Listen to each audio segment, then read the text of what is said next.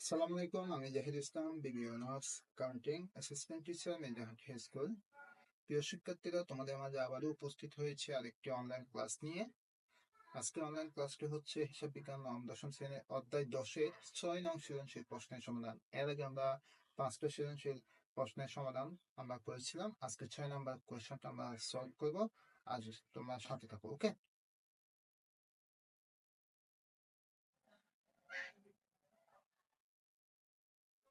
প্রিয় শিক্ষার্থীরা, আমাদের মাঝে আমাদের এই কোয়েশ্চনটা চলে আসছে। তোমাদের সামনে বই আছে, আশা করি তোমরা বইয়ের সাথে মিলাবা। কোয়েশ্চনটা আমি একটু পড়ে শোনাই তোমাদেরকে। 6 নম্বর, শতধর এন্টারপ্রাইজ 2017 সালের 30 জুন সমাপ্ত হচ্ছে অর্জিত মোট মুনাফা 1,28,000 টাকা। Very important. এটা অঙ্কটা দেখা যাচ্ছে মোট মুনাফা কোথায় দেওয়া হয়েছে, 1,28,000 টাকা প্রশ্নের একেবারে উদ্দীপকের মধ্যে দিয়ে দিছে। এটা আমাদেরকে সবসময় মাথায় রাখতে হবে। মোট মুনাফা তাহলে কত, 1,28,000 টাকা।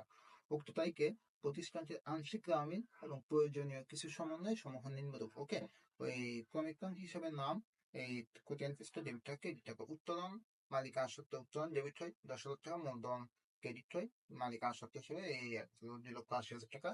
অফিস সরঞ্জাম কিন্তু স্থায়ী সম্পদ, তার কারণে ডেবিট হয়েছে 2,40,000। বেতন 6 মাসে দেওয়া হয়েছে 72,000 টাকা। এর মানে আরো 6 মাস এখানে অ্যাড করতেই হবে, ওকে? বকেয়া তাহলে সেম আবারও 72,000 টাকা অ্যাড করে দিতে হবে বেতনের সাথে, এবং এটা আমাদেরকে চলতে দেয় মধ্যে গিয়ে 72,000 টাকা আমাদেরকে দিতে হবে। এই প্রাপ্য নাট্যকার সম্পদ, এই পদোন্নতি দায়, এটা সম্পদ ডেবিট 25,000 টাকা, দায় 26,000 টাকা ক্রেডিট। ওকে, বাড়ি ভাড়া এটাই 6,000 টাকা। পুঞ্জীভূত অবস্থায় এই অফিস সরঞ্জামের উপর ধরতে হবে 12,000 টাকা। ওরা তো দিচ্ছে, এটা আমাদের এই আর্থিক অবস্থা বিনিয়োগে কাজ করতে হবে। তারপর হচ্ছে যে 8% কি বিনিয়োগ, এক এক এটা 2017, 1/10/2017। এখানে একটু একটু হাইফেন বা একটা ড্যাশ চিহ্ন হবে। আচ্ছা, 1 লক্ষ কত, 10,000 টাকা। ওকে, কমিশন দুইটাই দেওয়া আছে 3,000 টাকা। 3,000 টাকাটাই হচ্ছে প্রদত্ত কমিশন, তার এটা ডেবিট, এটা ব্যয় হবে। আর 2,000 টাকাটাই হচ্ছে ক্রেডিট, এটা আয় হবে। ওকে, বিনিয়োগের সুদ 4,000 টাকা, এটা আয়, এটা তার মানে ক্রেডিট হয়েছে। 10% বন্ধকি ঋণ 1/2/2017, 1,20,000 টাকা। ওকে, প্রিয় শিক্ষার্থী, এরপর আমাদের যোগফল দেখতে পাচ্ছি 4,15,000 টাকা, 4,15,000 টাকা। সমন্বয় পাচ্ছি যে আমরা কি, সমাপনী মজুত পণ্যের ক্রয় মূল্য 1,28,000 টাকা, বাজার মূল্য 20,000 টাকা। ওকে, মানে 20,000 টাকা বেশি বলছে এরকম। অর্থাৎ আমাদেরকে সম্ভবত এটা 2,000 টাকা বেশি হবে। আচ্ছা, যাই হোক, ক্রয় মূল্য 1,28,000, তাহলে আমাদেরকে এটাই ধরে কাজ করতে হবে। বাড়ি ভাড়া 2 বছরের জন্য পাওয়া গেছে বলছে। তো বাড়ি ভাড়া, আমাদের যে বাড়ি ভাড়াটা আমরা পাইছি ওটাকে অবশ্যই 2 দিয়ে ভাগ করে 1 বছরের বাড়ি ভাড়া পরিচালনা ব্যয়ের মধ্যে লিখতে হবে, আর 1 বছরের বাড়ি ভাড়া মাইনাস করে দিতে হবে। ওকে, আর যেটা অতিরিক্ত পাওয়া গেছে এটা কিন্তু, অর্থাৎ আমাদের জন্য কি দায় হিসেবে থাকবে। ওকে, এরপর বলছে যে এই অফিস সরঞ্জামের উপর 7.5% অবস্থিত। তবে অফিস সরঞ্জামের যে টাকাটা আছে ওইটাকে 7.5 দিয়ে গুণ করে 100 দিয়ে ভাগ করতে হবে। ওকে, কমিশন বাবদ 2,000 টাকা অনাদায় রয়েছে। কমিশনের সাথে 2,000 টাকা আমাকে পাওনা আছে, এগুলো অ্যাড করতে হবে। ওকে, এরপর আমাদের প্রশ্ন কি বলে দেখি একটু। নেট বিক্রয় ওরা বলে দিয়েছে, এই দেখো প্রিয় শিক্ষার্থী, নেট বিক্রয় 3,56,000 টাকা। আমরা জানি যে নেট বিক্রয় থেকে বিক্রিত পণ্যের ব্যয় বাদ দিলে মোট মুনাফা বের হয়, কিন্তু এখন এখানে গিয়ে উল্টা। এখানে অঙ্কটা দিচ্ছে উল্টা। কেন উল্টা মানে, নেট বিক্রয় 3,56,000 টাকা দিচ্ছে, কিন্তু মোট মুনাফা কোথায় দেওয়া হয়েছে দেখো, 1,28,000 টাকা। আমরা এখন কি করবো জানো, নেট বিক্রয় থেকে, অর্থাৎ উল্টা 1,28,000 টাকা বিয়োগ করে দেবো। তাহলে মোট মুনাফা বিয়োগ করলে আমাদের বিক্রিত পণ্যের ব্যয়ের টাকাটা আশা করি পেয়ে যাবো। এরপর শতধর এন্টারপ্রাইজ 2017 সালের 30 জুন সমাপ্ত বছরের বিশ্বব্যাপী বিবরণী প্রস্তুত করতে বলছে। এরপর বলছে নিট প্রতি এত টাকা ধরে হিসাব খালের শেষ তারিখে আর্থিক অবস্থা বিবরণী নিরূপণ করে। ওকে, আমরা তাহলে পরবর্তী অঙ্কটা দেখি।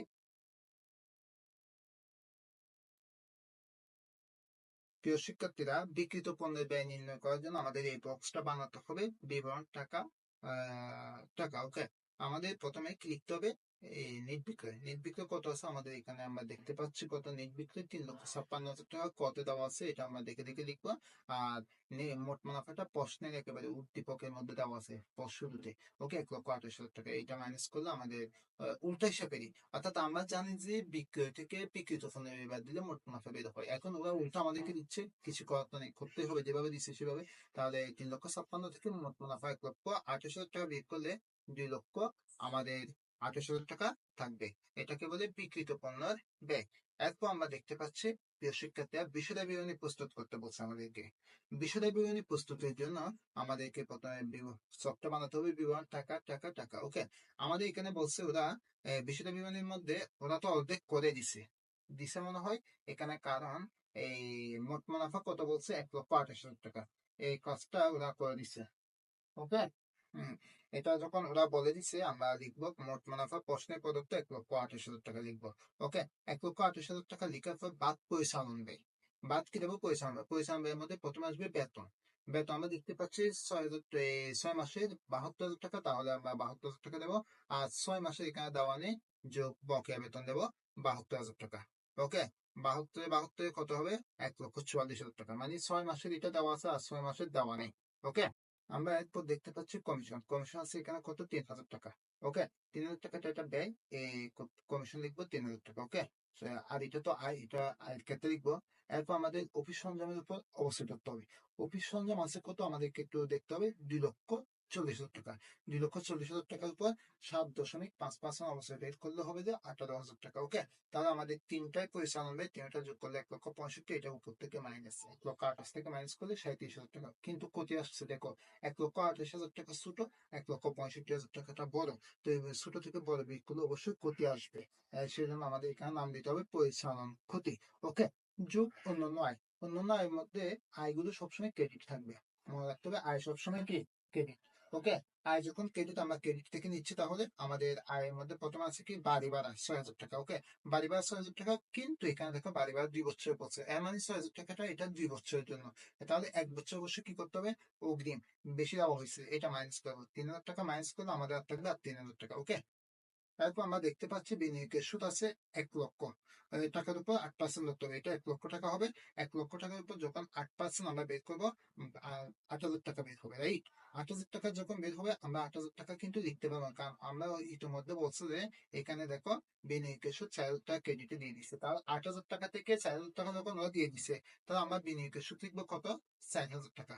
ওকে, এই 4,000 টাকা এখানে লিখবো, আর এখান থেকে নেবো 4,000 টাকা। টোটাল কত হবে? 8,000 টাকা। তাহলে আমাদের 1 লক্ষ টাকার উপর যে 8% বিনিয়োগ সুদ বলছে 8,000 টাকা, এটা মিলে যাবে। ওকে, এরপর আমাদের কমিশন প্রাপ্তি। দেখো কমিশন এখানে কত? ক্রেডিট পাশে আছে 2,000 টাকা। ওকে, এই 2,000 টাকাটা আমরা লিখবো, কিন্তু এখানে আবার বলছে 2,000 টাকা অনুদায় রয়েছে, তার মানে আরো বকে আছে, পাবো আমরা। তাহলে 2,000 যোগ করলে কত? 4,000। এই 3,000, 8,000, 4,000 যোগ করলে 15,000 টাকা হবে, যেটা এখান থেকে এই 37,000 টাকার সাথে যোগ হওয়ার কথা, কিন্তু এটা তো মাইনাস। ওকে, 37,000 টাকা যখন মাইনাস, তাহলে কিছু তো করা থাকবে না আমাদের। 15,000 টাকা দেওয়ার পরও আমাদের আরো 22,000 টাকা মাইনাস থাকবে। সেই জন্য এটা হচ্ছে ব্যয়, লস। ঠিক আছে, এরপর বাদ অন্যান্য ব্যয়। অন্যান্য ব্যয়ের মধ্যে আমরা দেখতে পাচ্ছি বন্ধকি ঋণ। 1,20,000 টাকার উপর 10% বন্ধকি ঋণ আসবে, কিন্তু এখানে একটা তারিখ বলছে 1/2/2017। এই তারিখটা আমাদের কিন্তু মাথায় রাখতে হবে। ওকে, এই তারিখ হিসাব করতে হবে 1/2 থেকে, মানে স্টার্ট 1/2 থেকে স্টার্ট মানে জুন পর্যন্ত। তাহলে 1/2 মানে ফেব্রুয়ারি, মার্চ, এপ্রিল, মে, জুন, 5 মাস। অর্থাৎ 12 ভাগ করে 5 দিয়ে গুণ করলে আমরা, অর্থাৎ আগে কিন্তু 1,20,000 টাকার উপর 10% সুদ বের করে ফেলতে হবে, 12,000 টাকা। ওকে, তারপর কিন্তু এই 12 দিয়ে ভাগ করে 5 দিয়ে গুণ করলে 5,000 টাকা বের হবে। ওকে, তারপর আমাদের এটাও তো ব্যয়, এটা অন্যান্য ব্যয়, মানে এটাও ব্যয়, কিন্তু এটাও মাইনাস, এটাও মাইনাস, দুইটা মাইনাস, মাইনাসে মাইনাসে কি হবে? প্লাস হবে, মানে 22,000 প্লাস 5,000 কত হবে? টোটাল 7,000 টাকা। ওকে, নিট ক্ষতি, কারণ আমাদের এই অঙ্কের মধ্যে ক্ষতি আসছে। এরপর অঙ্কের মধ্যে আমরা দেখি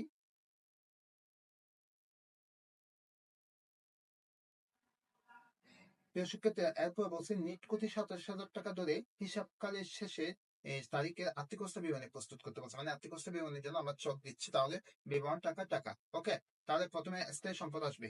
স্থায়ী সম্পদ কি আছে? অফিস সরঞ্জাম কত? 2,40,000 টাকা। আমরা প্রথমে লিখে ফেলবো ডেবিট থেকে 2,40,000 টাকা। অবশ্যই স্থায়ী সম্পদ যে অবশ্যই বলছে পুঞ্জীভূত অবশ্যই, এটা কার উপর বলছে? অফিস সরঞ্জামের উপর বলছে। তাহলে অফিস সরঞ্জামের উপর আমরা এখানে 2,40,000 টাকার উপর যখন 7.5% অবশ্যই বের করবো, এটা বের হবে যে 18,000 টাকা। আর এদিকে দেখো ক্রেডিট পাশে 12,000 টাকা অফিস সরঞ্জামের অবশ্যই। তাহলে এদিকে পাইছি 7.5% অবশ্যই বের হয়েছে 18,000, এদিকে পাইছি 12,000। টোটাল যোগ করে 23,000 টাকা মাইনাস করতে হবে কার থেকে, আসবে ওই অফিস সন্ধান থেকে। ওকে, মাইনাস করার পর আর থাকবে 2,10,000 টাকা। এটা হচ্ছে স্থায়ী সম্পদ। আর স্থায়ী সম্পদ আর নেই, একটা আছে, একটা সমস্যার সমাধান শেষ। ওকে, এরপর আমরা দ্বিতীয় নাম্বার অপশন হচ্ছে দীর্ঘমেয়াদী বিনিয়োগ। দীর্ঘমেয়াদী বিনিয়োগে আমরা 8% বিনিয়োগ থেকে 1,00,000 টাকা এটা লিখে দেবো। ওকে, 1,00,000 টাকা লেখা শেষ।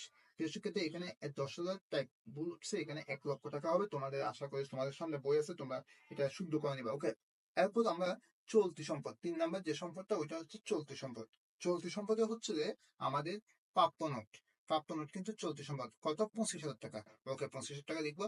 বিনিয়োগের যে অনুযায়ী সুদ বলছে এখানে, এই যে বলছে এখানে 1,00,000 টাকার উপর যে 8% সুদের কথা বলছে, 8% তো 8,000 টাকা আসার কথা, কিন্তু ওরা আমাকে দেখে দিছে কত, 4,000 টাকা। তো আর 4,000 টাকা দেয় নাই, সেই জন্য এটা এখনো পাওয়া যায় না, ভবিষ্যতে পাবো। সেই জন্য বিনিয়োগ অনুযায়ী সুদ 4,000 টাকা।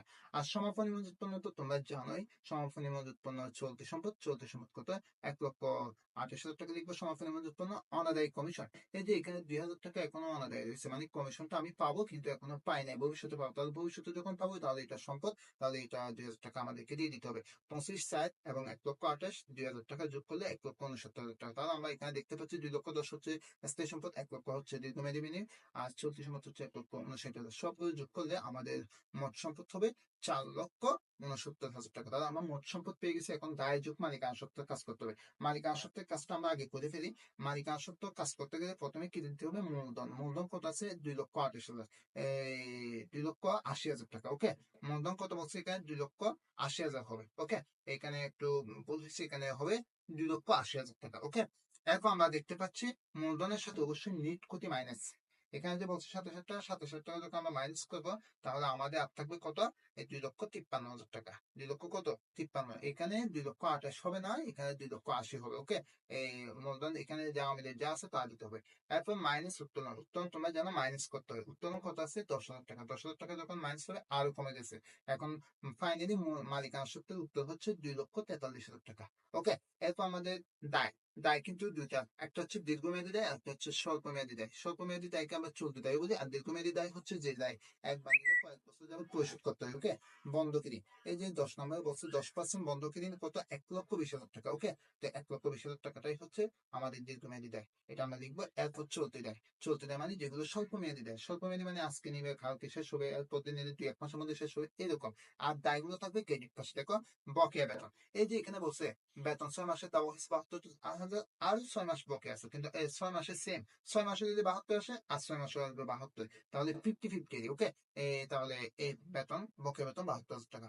পদে এটা হচ্ছে দায়, এটা ক্রেডিট পাশে 26,000 টাকা লিখবো। বন্ধকি ঋণের সুদ বকেয়া, এই যে আমরা বলছি 1,20,000 টাকার উপর 10% সুদ বের করে 12 দিয়ে ভাগ করে 5 দিয়ে গুণ করলে যে সুদ এটা বের হবে ওইটাই হচ্ছে 5,000 টাকা। ওকে, আর অগ্রিম বাড়ি ভাড়া যেটা আমরা বলছি 1 বছরের 2 বছরের বেশি পাওয়া গেছে, অর্থাৎ এখানে যেটা দেওয়া হয়েছে ওইটা 6,000 টাকা, এটা 2 বছরের জন্য দিছে পরিচালনা ব্যয়ের মধ্যে, যখন আমরা 1 বছর লিখেছি আর 1 বছর বেশি দিছে আমাদেরকে। তো বেশি যখন আমরা পেয়ে গেছি এটা আমাদের জন্য দায়, তার কারণে এটা দায়ের মধ্যে আর বাকি 3,000 টাকা লিখতে হবে 1 বছরে।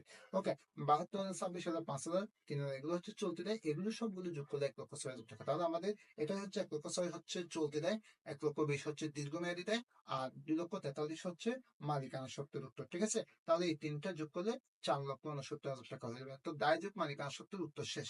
প্রিয় শিক্ষার্থী, আশা করি তোমরা অঙ্কটা বুঝতে পেরেছো। ধন্যবাদ সবাইকে ক্লাসটি দেখার জন্য। ওকে, থ্যাংকস ফর ওয়াচিং সবাই।